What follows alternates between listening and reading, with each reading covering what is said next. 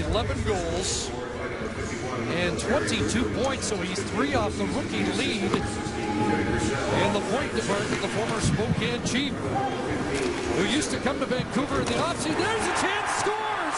Zach Dalpe! And just like that, it's time as Dalpe has his first ever Vancouver Canuck.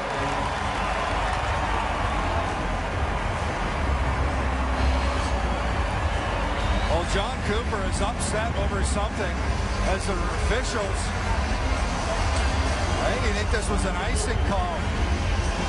He is extremely upset. The puck was fired down the ice. No one touched it.